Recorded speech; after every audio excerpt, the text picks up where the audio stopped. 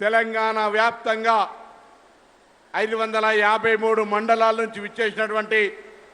అక్కా చెల్లెళ్ళకి ఈరోజు ఒక సుదినంగా తెలంగాణ ప్రభుత్వం ముఖ్యమంత్రి శ్రీ రేవంత్ రెడ్డి గారి నాయకత్వంలో రవాణా శాఖ, స్త్రీ శిశు సంక్షేమ శాఖ మంత్రివర్యులు సీతక్క గారు మహిళా సంఘాలతోటి బస్సులు కొనించి దేశంలోనే మొట్టమొదటిసారిగా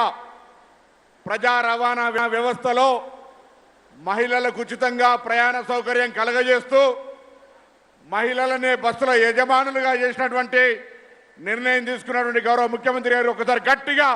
చప్పట్లతోటి స్వాగతం, ధన్యవాదాలు తెలియాల్సిందే ఈ సందర్భంగా కోరుతా ఉన్నాను. దేశవ్యాప్తంగా మొట్టమొదటిసారి మహిళా సంఘాలకు ఉచిత ప్రయాణంతో పాటుగా మరి వారిని యజమానులుగా చేసి ఈరోజు 553 మండల సమైక్యలకు బస్సుల యజమానులను చేసి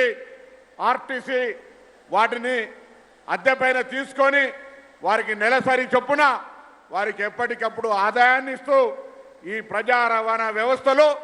గ్రామీణ రవాణా వ్యవస్థను మెరుగుపరుస్తూ ముందుకు పోతున్నటువంటి సందర్భం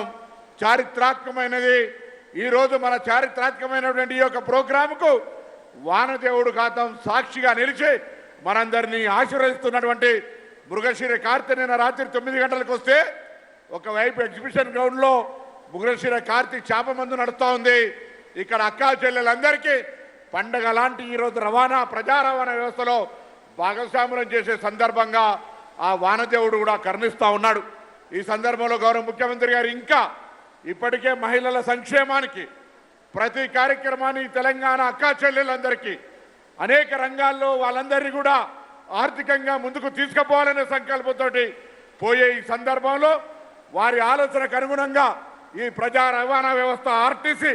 మరింతగా ఇంకా మహిళా సంఘాలతో మమేకమై అటు ఉచిత రవాణా సౌకర్యంతో పాటుగా వాళ్ళని యజమానులను చేసే అంశంలో మరింత బాధ్యత ఉంటుందని మనవి చేస్తూ